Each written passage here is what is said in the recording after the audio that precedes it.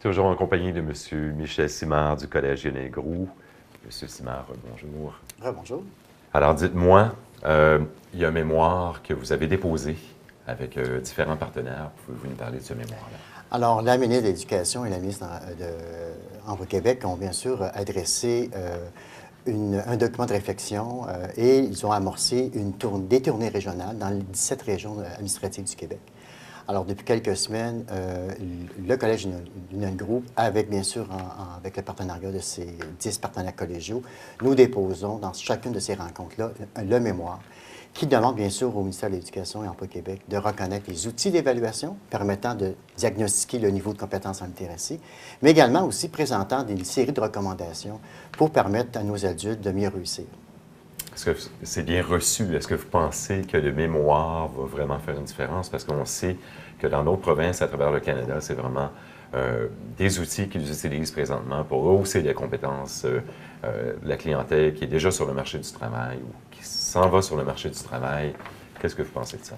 Alors, écoutez, depuis 15 ans, le Canada, les autres provinces canadiennes utilisent les tests TARS, utilisent bien sûr des formations permettant le rehaussement des compétences en littératie. En Ontario, ils ont même créé un secrétariat d'État de la littératie. Alors, ça permet, ils interviennent autant dans le réseau scolaire pour aider les jeunes pour aider les futurs décrocheurs à raccrocher, mais également, ils interviennent auprès des adultes. Au Manitoba, ils ont des centres de formation qui permettent le rehaussement des compétences en littératie. Alors, depuis 15 ans, les différents gouvernements provinciaux canadiens sont bien sûr sur le mode du rehaussement des compétences en littératie.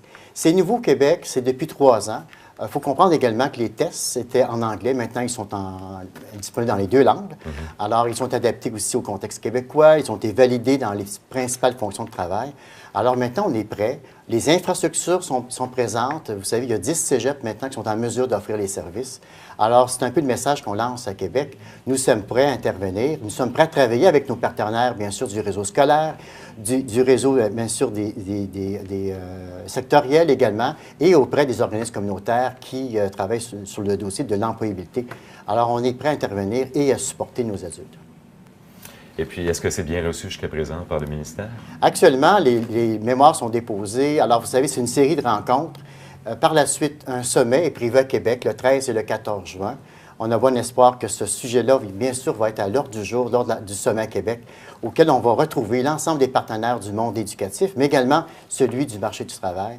Et je pense qu'on propose une solution novatrice, originale, et qui va nous permettre au Québec, collectivement, au niveau de notre main-d'œuvre et de nos adultes, de rehausser nos compétences et, bien sûr, d'assurer un niveau de compétitivité qui est nécessaire à la survie économique du Québec. Et dites-moi, pourquoi le Collège Lionel Groulx s'implique dans un projet comme celui-là? Pourquoi vous et le Collège vous impliquez? Je pense que fondamentalement, Mme Monique Lorrain, la directrice générale, et l'équipe de régie au Collège, ainsi que, bien sûr, moi en tant que représentant du service, je pense, nous sommes des convaincus de la pertinence de ces outils. Nous sommes convaincus de l'utilité de ces outils et de l'impact positif au niveau de nos adultes. Alors, dans le fond, lorsqu'on est convaincu, on devient convaincant. Alors, on estime que ça va avoir un apport majeur dans le rehaussement des compétences de notre main-d'œuvre, mais également de nos adultes au Québec. Est-ce qu'il y avait un besoin plus précis ici dans la région de Sainte-Thérèse-Blainville, particulièrement à d'autres régions à la grandeur du Québec? Alors, donc, ici dans la région, nous avons, vous savez, c'est le royaume de la petite entreprise. 70 des entreprises de la MRC Thérèse de Blainville ont moins de 20 employés. Ça monte à 80 pour la MRC de Montagne. Alors, nous avons beaucoup de propriétaires qui ont de la main-d'œuvre qui est souvent sous-qualifiée. Alors, nous devons les aider et je pense que c'est en réponse aussi à leurs besoins de qualification de main-d'œuvre, mais également au niveau des niveaux de compétences de leur main-d'œuvre. En terminant, rappelez-nous quels sont les champs de compétences que les gens doivent éventuellement acquérir pour être capables de pouvoir continuer dans le travail qu'ils accomplissent ou également, éventuellement, pouvoir se développer à travers l'emploi qu'ils occupent. Alors, d'une part, les acquis de compétences techniques et professionnelles, c'est une chose. Mais maîtriser les compétences essentielles. Et les 3 principales, c'est la capacité de lire des documents, d'utiliser des documents et de calculer.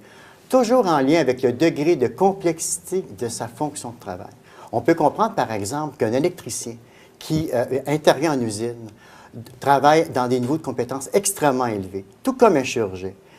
La même chose pour un commis comptable, par exemple. Il doit avoir des notions, bien sûr, en compétences calcul assez développées. Alors, c'est à ce niveau-là que nous, on intervient. Ça s'adresse à qui particulièrement?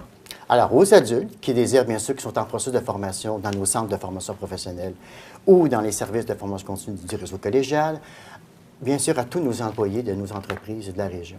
Et on vous rejoint de quelle façon? Alors, le plus simple, je pense, c'est www.formationcontinue.clg.qc.ca/littératie. Et si les gens n'ont pas accès à Internet, il y a un numéro de téléphone pour vous rejoindre? Bien sûr, le 450-971-7878. Monsieur Simard, merci beaucoup pour cette entrevue. Merci.